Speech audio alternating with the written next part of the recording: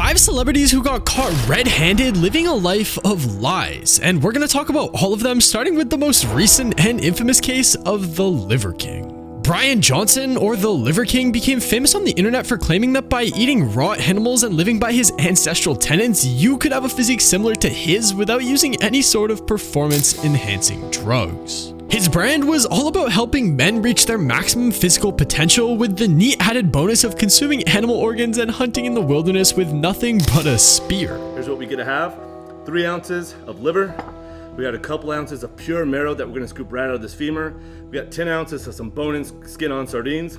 3 ounces of some fresh sashimi-style testicle. The Liver King would often go viral for ridiculous videos of him eating liver, bull testicles, and other uncommon animal parts. And to his credit, people were actually starting to wonder if this was really how he lived. What up, primals? Liver King here. We just took down a Mongolian yak. And where do you think we're gonna start? Of course, the liver first, because liver is king. Though he definitely did eat the food on camera and was clearly working hard when he trained, the main aura of mystery around him was the widely debated topic of whether or not he was on steroids.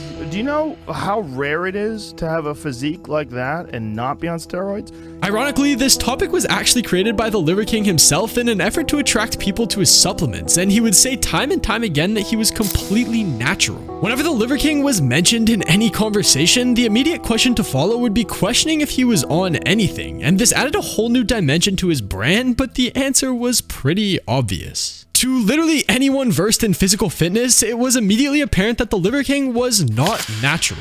His body had clear signs of steroid use and other possible drugs that could keep him looking the way he does. And even though people had their suspicions, Brian refused to admit that he was on any sort of juice, adamantly claiming that it was all from his lifestyle choices and not his pharmacy shopping list. There's a lot of subprimals that are convinced that Liver King is taking steroids. Do you think if I was on steroids, I would have these appendages down here? Legs? Do you see how little my legs are? Question, do you take things? My answer has been the same because I've always told the truth. And you can say or think whatever you want, of course. But at the end of the day, this is what my message is really all about. Did you know 50 years ago, we had on average 50% higher testosterone? Of course, he was asked the same question every time he appeared on someone's podcast, but he never really answered the question. Usually his answers would turn into some long-winded rant about testosterone levels, or sometimes he claimed that if he was on steroids, he would look way bigger, but it was only a matter of time before the truth finally caught up to him. In a now infamous video, Derek from moreplatesmoredates.com not only confirmed the use of steroids and other performance-enhancing drugs by the Liver King, but also shared an email thread where he confirms how much he spends a month on these substances. Vials from Empower Pharmacy, $11,000 per month for my new dose, which is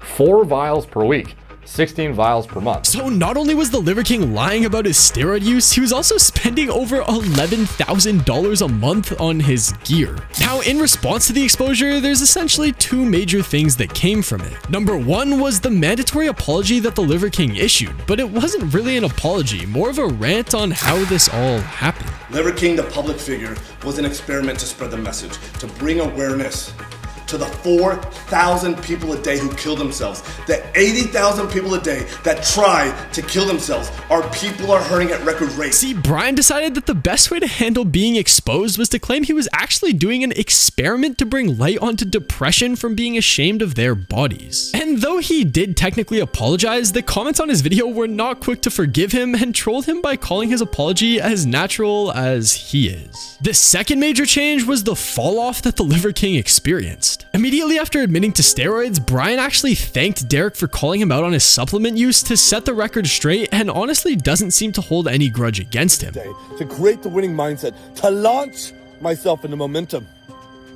It's expressing my deepest appreciation for Derek of More Plates, More Dates. Despite this though, the Liver King was not met with the same forgiveness, as the damage was already done, and the YouTube page that once got hundreds of thousands of views per video is now barely passing 20K. He also lost over 100,000 Instagram followers, some of which even tried to sue him for $25 million for deceiving them, but in the end it was ruled that if you actually believed him, it was your own fault. And though the Liver King was caught red-handed in a lie, he still actually may have time to salvage his career, unlike the next person on this list, who was once known for being the nicest person on the planet until the truth ruined her. Ellen was loved by all her fans and had an incredible reputation, always giving away gifts and money to charity and her guests, but all that came crashing down when the truth was revealed. See, Ellen made a career for herself on her talk show where even though she was rich, famous, and incredibly successful, she always seemed to be down to earth and kind with everyone she worked with. In March of 2020, comedian Kevin Porter tweeted out that for every person who shares an awful experience they've had with Ellen, he would donate $2 to the LA Food Bank. The amount of responses were shockingly overwhelming, and most of all, her ex-employees started sharing some crazy stuff, such as Ellen picking a new person every day to hate, not being allowed to make any eye contact with them, and sending people home for no reason. The whole situation only kept getting worse during the pandemic as videos of Ellen being super mean to her guests started popping up, like the time she almost made Taylor Swift cry. Ring it on 3 different guys. We'll narrow it down. You're supposed to ring. But I don't want to. I don't want to. I'll hold it for you. Okay,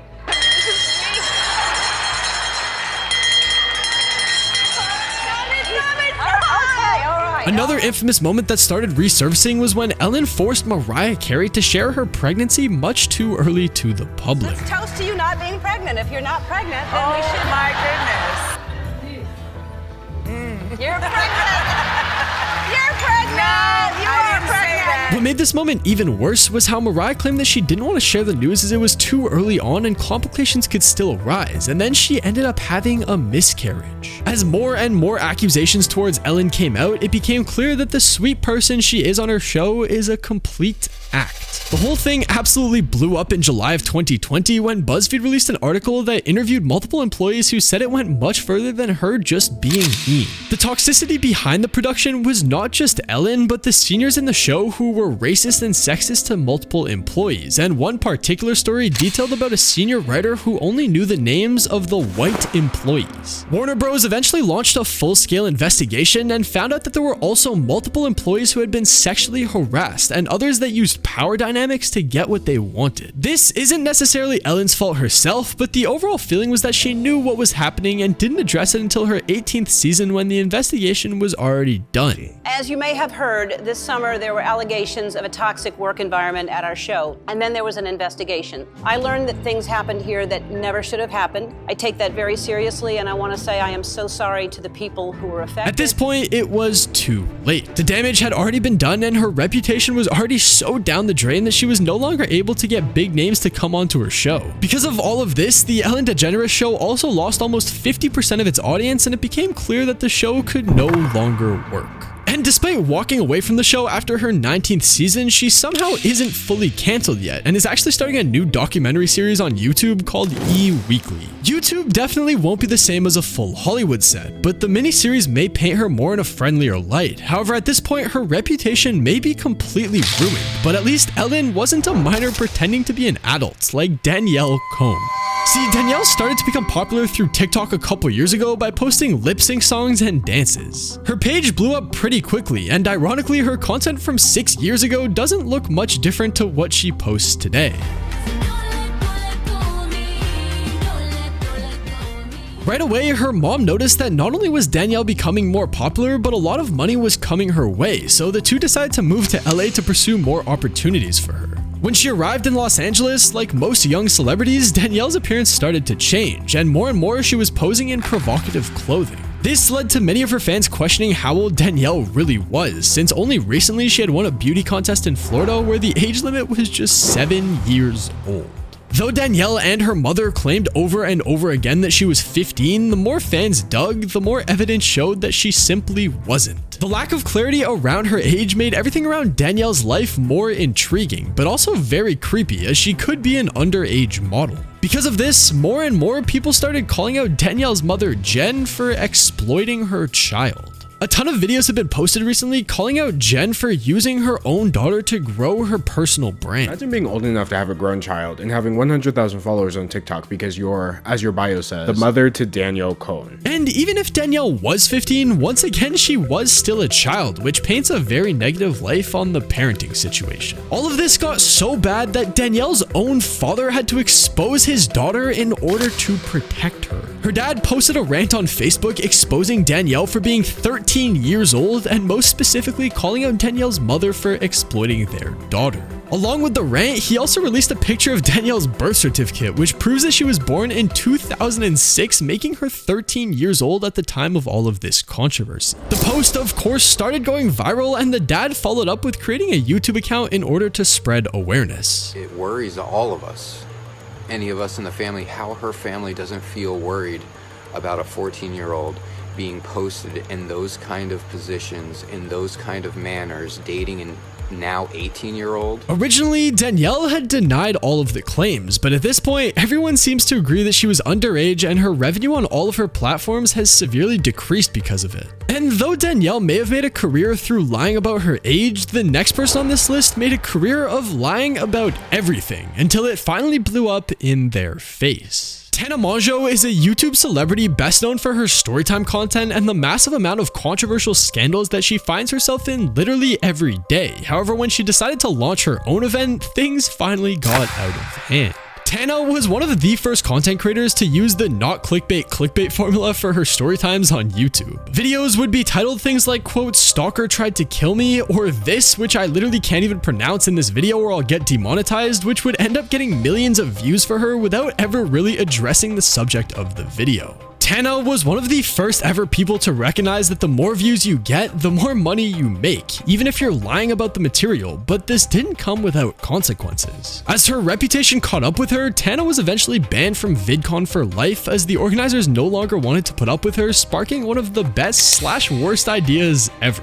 I think all of the rebelled people and all of the unwanted people should host a little meet and greet in Anaheim, California on the same days as VidCon. I'd love to do it. So if you guys want to leave me suggestions of places in Anaheim to throw a free meet and greet, let me know because I'm gonna find a place and I'm gonna do it. Tana decided to host her own event called Tanacon, where her fans can have a more personal experience with her during a 2-day event on the same days as VidCon, and as most would probably expect, it went horribly. Are you part of the event? Yes. Do you know what's going on? Yeah, it's been canceled. The whole event's been canceled. For today. The disaster was from lack of planning, organizing, and maybe just pure delusion, as more and more evidence came out showing that this may have been a last-minute attempt to just boost Tana's ego. Though the registration for the event took place at 6 in the morning, no one actually got registered until just before 9 in the morning, and even when they were ready to get into the event, fans had to wait for hours. Somehow, Tana sold over 5,000 tickets to a venue that had a capacity of just under 1,200, so the lines were absolutely insane.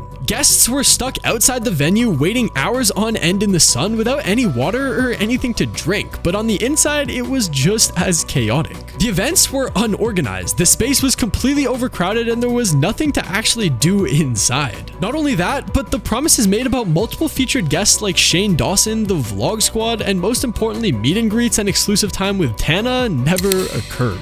Naturally, this all came to the only conclusion that it could have when the event was officially canceled. Back to an actually organized event that doesn't take 4 hours to find out that you can't go into Tanacon. In the following days after Tanacon, more and more information came out that she was simply lying and just incredibly underprepared for the whole situation. Tana could have taken this event on the chin and learned from it, but instead she took to YouTube and blamed everyone but herself in what was titled as an apology, but the damage had already been done. The promise of a refund was of course made to fans, but it seems like that was also a lie, as many of the guests claimed to have never received it. And though Tana's career took a massive hit from this disaster, she was able to slightly recover in the long run with her diehard fans, but no one could recover from the next person on this list's controversies. EDP445 was one of the most popular and memed YouTubers during his prime, but now can't even get a job after he was exposed for being a predator, but it looks like he's actually trying to come back. His situation has gotten so bad that nowadays EDP has to live his life out of a suitcase and has nowhere to really stay. So where did it all go wrong? Well, before EDP was ever famous, he was an employee in Walmart with no real direction in his life. In 2010, when I used to work for Walmart, I didn't know who the f I was. And when I started making videos and stuff like that, I'm looking like, you know what, I'm great at doing this.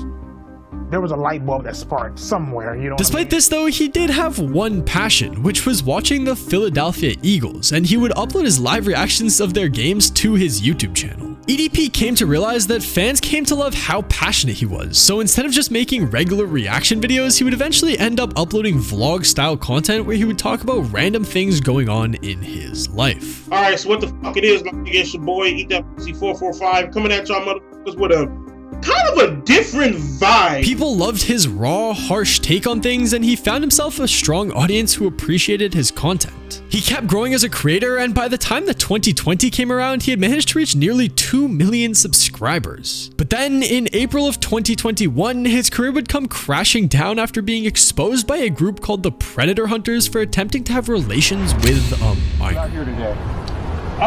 Well, I was coming out here to... Glasses off. Okay. Go ahead. Well, I was actually coming out here to pick up a cupcake and then go back home. Though EDP denied all of this and tried to just continue making content, the evidence surrounding him was literally unbelievable, and it soon became obvious that the guy that everyone loved to watch for his live reactions had some incredibly dark secrets. EDP gained even more recognition when other YouTubers started uploading their own reaction to the news, since at the time he was a YouTube heavyweight. Due to his now high-profile involvement with minors, he tried to escape the internet, but was so recognizable that no matter what he did, fans knew who he was. EDP's friends eventually dropped him, and though he was trying to convince his followers that he had done nothing wrong, it was too late. He started privating all of his videos as the comments were being filled with backlash and hate for his behavior until he announced that he was moving everything to his own website. This was obviously met with immediate backlash as he refused to admit his fault in anything and just tried to promote himself online and blame others for his behavior. Still not addressing the elephant in the room. Like, bro, are you gonna talk about this, or like, bro, you sent a picture of your man? No.